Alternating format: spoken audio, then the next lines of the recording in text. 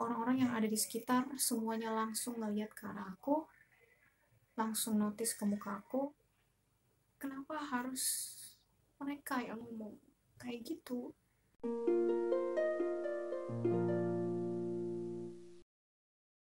Hey guys, this is Ristatics and welcome to my space.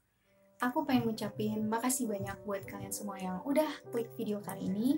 Aku pengen mengangkat cerita yang benar-benar terjadi sama aku ketika masih berjuang melawan jerawat yang cukup parah dari masa SMP sampai awal SMA. Tanpa berlama-lama, langsung aja kita ciao. Oke, sebenarnya aku tuh udah mulai jerawatan dari kelas 6 SD. Walaupun di situ belum parah banget, tapi udah kayak kelihatan muka aku tuh berminyak dan akhirnya bikin aku jerawatan. Cuma kondisinya itu makin parah pas masuk ke jenjang SMP. Terutama di kelas 7, itu aku inget banget kondisinya tuh cukup parah gitu. Udah mukanya kusam, terus juga jerawatan. Paling gak enak kalau udah habis olahraga. Kalian bisa bayangin habis panas-panasan pasti mukanya tuh udah geseng gitu kan. Terus ditambah jerawatnya tuh merah semua. Muka aku tuh nggak enak banget dilihat saat itu. Aku kesel ngeliat muka aku sendiri, kenapa sampai separah ini. Dan aku udah mencoba berbagai macam cara, nyoba berbagai macam skincare, riset dari pagi ketemu malam nyariin skincare yang cocok buat anak usia remaja kayak aku. Tapi karena memang aku nggak banyak tahu tentang skincare ini, akhirnya aku coba semua dalam waktu yang berdekatan, bahkan ada yang ditimpa-timpa. Itu malah bikin kulit aku makin parah.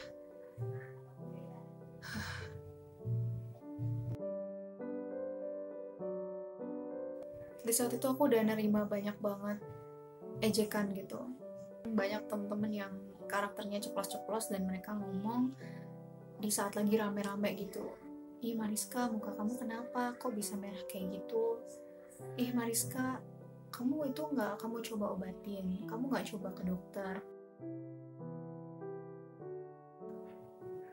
Di situ aku bukan ngerasa terbantu, tapi aku malah ngerasa sedih banget.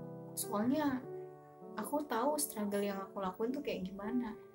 Aku tahu berapa jumlah skincare yang udah aku pakai untuk nyembuhin muka aku. Sejauh ini hal paling parah yang pernah aku alamin semasa jerawatan itu adalah ketika aku udah lulus dari SMP. Organisasi aku waktu SMP, berarti adik-adik kelas aku ngadain sebuah kegiatan dan mereka ngundang alumni. Dan ya aku datang. Aku masih ingat itu hari Jumat. Aku habis pulang sekolah, langsung ke SMP aku. And everything went just fine. Sampai suatu ketika menjelang maghrib kita semua masuk ke auditorium karena habis itu bakal ada pematerian.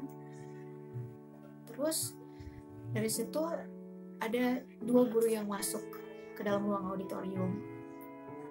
Kita semua nih sebagai alumni, sebagai adik-adik excited gitu karena ada guru masuk. Aku juga seneng banget karena salah satu guru itu juga sangat dekat. Tapi ada satu hal yang bener-bener bikin aku kaget gitu. Ketika beliau pertama kali melihat aku, beliau malah ngomong, Mariska, ini Mariska, kulit kamu kok jadi kayak gini? Kenapa jadi merah-merah kayak gitu semua? Bu, coba lihat deh, itu kulitnya jadi kayak gitu ya sekarang. Rasanya dia cantik kan, Bu? Itu yang beliau katakan saat pertama kali ngeliat aku. Di saat itu juga, orang-orang yang ada di sekitar semuanya langsung ngeliat ke arah aku, langsung notice ke muka aku, dan kalian bisa bayangin gimana situasinya dan gimana perasaan aku saat itu. Aku tuh kayak pengen nangis, pengen teriak, pengen pulang, pengen keluar. Aku udah terlanjur malu banget gitu. Di saat aku juga sendiri sulit untuk menerima kondisi wajah aku, dan di saat aku juga lagi gamut gitu ya, aku malah dengar sesuatu hal yang gak pengen aku dengar. Tapi aku berusaha mencoba bertahan sebentar, sampai akhirnya aku gak kuat. Itu kegiatan sebenarnya harusnya nginep, tapi di situ aku akhirnya izin malamnya, aku nggak bisa lanjut lagi gitu, aku pulang. Sama di SMA juga aku mengalami hal serupa. Jadi aku ingat itu hari Kamis, aku bakal ngikutin lomba pagi hari sama tim di auditorium, dan selama pengen belok ke auditorium aku ketemu salah satu guru. Beliau juga dekat, aku dekat sama beliau, dan pagi itu seperti biasa salam, saling sapa, dan beliau bilang, "Mariska, coba buka maskernya." Dan kalian tahu apa yang beliau omongin? Beliau bilang, "Biar kelihatan jerawat-jerawatnya." Beliau ngomong seperti itu, dan aku lagi-lagi terdiam seperti reaksi aku digituin sama guru SMP. Tapi kali ini aku ngerasa aku udah lebih kuat dan aku cuma senyum. Dampaknya ke aku tuh adalah aku jadi orang yang tadi yang udah aku sebutin, gak percaya diri, melamun, merenung sendirian, dan bahkan arahnya adalah aku sampai overthinking, mikir bahwa di masa depan bakal ada gak sih orang yang tulus sama aku gitu. Kalau seandainya aku masih jerawatan kayak gini, bakal ada gak sih kayak cowok yang mau nerima aku apa adanya seandainya aku masih jerawatan kayak gini. Dan yang mengatakan itu adalah orang-orang yang aku sayang, itu orang-orang yang aku percaya.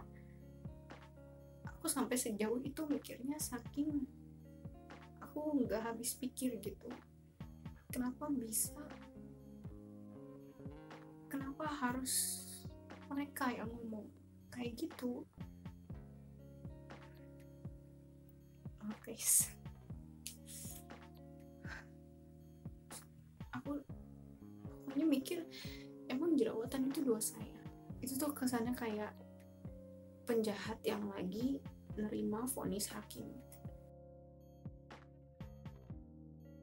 Sejauh ini hal yang bikin aku kuat, ya aku berdoa sama Allah, aku minta sama dia, ya Allah tolong kasih aku kekuatan dan kesabaran buat menghadapi orang-orang yang kayak gitu, dan buat aku lebih semangat lagi gitu, buat aku lebih semangat buat sembuh. Dan setiap aku berdoa, aku selalu mendapat kayak kekuatan gitu, aku selalu mendapat sebuah feedback positif, seperti Allah langsung nge-reply doa aku. Dan dari situ alhamdulillah kulit aku makin berprogres, dari hari ke hari semakin baik. Meskipun sampai saat ini aku juga masih struggle dengan jerawat, cuma ini jauh lebih baik daripada apa yang terjadi di masa SMP sama awal SMA aku. Kita harus bisa lebih kontrol apa yang ingin kita katakan sama orang lain, terutama mencakup hal yang gak bisa mereka ubah seperti fisik, because it has been created by God. Itu sebuah blessings kepada seseorang. Dan yang kedua, tolong jangan berekspektasi berlebihan sama manusia seperti yang aku lakukan. Karena ya kalau kalian gak mau sakit hati, jangan bergantung sama manusia, tapi bergantunglah sama Tuhan. Dan yang terakhir, tolong jangan kotakan standar cantik. Jangan memberikan standar bahwa cantik itu harus mulus, harus gak punya bulu, harus gak jerawatan, karena cantik itu beragam. Sekian dulu video sharing kali ini, lebih ke arah aku curhat sama kalian. Hopefully ada something fruitful yang bisa kalian ambil dari video ini. Aku juga pengen ngasih semangat dan pesan buat kalian semua acne fighter all over the world.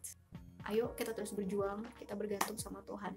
Jadi insya Allah kita bakal sembuh, kita bakal bisa sampai di titik yang kita harapkan. Jadi kalian jangan berhenti. Dan buat temen-temen yang masih suka ceplos-ceplos akan fisik orang lain, yuk coba dikontrol mulutnya, lebih direm lagi hal yang perlu diomongin dan hal yang tidak. Jangan sampai kita nyesel, jangan sampai kita malah menghancurkan mental dan hidup seseorang. Segitu dulu videonya, jangan lupa untuk klik like, comment, share, dan subscribe. This is Restetics, and see you in another space. Bye. Assalamualaikum.